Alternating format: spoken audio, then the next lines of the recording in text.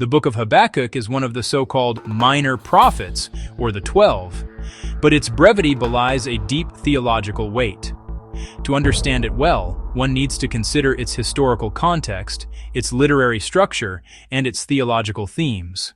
Habakkuk lived and prophesied during a turbulent era in Judah's history, likely in the late 7th century BC, sometime around the reign of King Jehoiakim, 609–598 BC. This was the generation after the great reforms of King Josiah, 640–609 BC. Josiah had sought to centralize worship in Jerusalem and renew the covenant, but after his untimely death in 609 at the hands of Pharaoh Necho of Egypt, Judah quickly descended into political instability and moral decline. At the same time, the balance of power in the ancient Near East was shifting dramatically. Assyria, the long-dominant empire, collapsed under the combined assaults of the Babylonians and Medes. Nineveh fell in 612 BC. Egypt attempted to assert itself but was defeated at Carchemish in 605 BC by the Babylonians under Nebuchadnezzar II. Babylon then emerged as the new world power, and Judah found itself caught in the vice between imperial ambition and its own spiritual failures. Habakkuk's prophecy reflects this setting. The threat of Babylon, Kasdim Chaldeans, looms large, and the prophet struggles to reconcile God's holiness and justice with the apparent triumph of violence and oppression. Unlike many prophetic books, Habakkuk does not address the people directly, but rather records a dialogue between himself and God. The book is relatively short, consisting of 3 chapters, but can be broken down as follows. First complaint and God's reply, 1:11. Habakkuk laments the injustice, violence, and corruption he sees within Judah itself.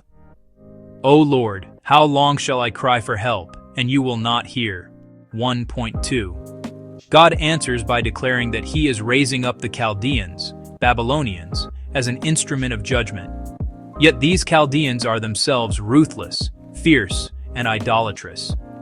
Second complaint and God's reply, 1:12–2.20. Troubled by this, Habakkuk questions God. How can the righteous God use such a wicked nation to punish his people? Is this consistent with divine justice? God replies with a vision. Though the arrogant oppressor will flourish for a time, in the end, the righteous shall live by his faith. Emunah, faith, steadfastness, fidelity, Hob 2.4. 5 woes follow, 2.6–20, directed against Babylon's pride, violence, exploitation, and idolatry. These oracles assure Habakkuk that God's justice will ultimately prevail. The earth will be filled with the knowledge of the glory of the Lord as the waters cover the sea. 2:14. Habakkuk's Prayer, Chapter 3. The final chapter is a psalm, introduced as a prayer with liturgical notes, suggesting it may have been used in temple worship. Habakkuk recalls God's mighty deeds in Israel's history, particularly the Exodus and conquest motifs, portraying the Lord as a divine warrior who comes to save his people. He trembles at the thought of coming judgment, yet he ends with one of the most striking declarations of faith in the Old Testament. Though the fig tree should not blossom, nor fruit be on the vines, yet I will rejoice in the Lord. I will take joy in the God of my salvation. God the Lord is my strength. 3:17–19.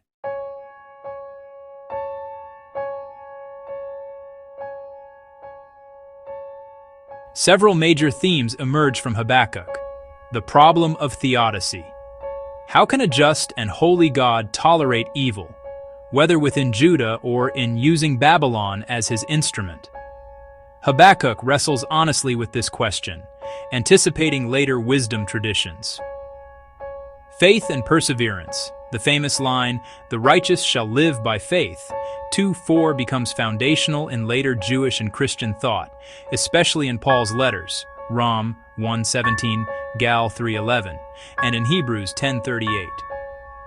Divine sovereignty and justice. Empires rise and fall, but the Lord reigns, and his justice will fill the earth. prayer and trust, Habakkuk models faithful dialogue with God, bringing complaints openly, receiving answers, and ultimately yielding to trust. His final psalm epitomizes a faith that persists even when outward circumstances are bleak.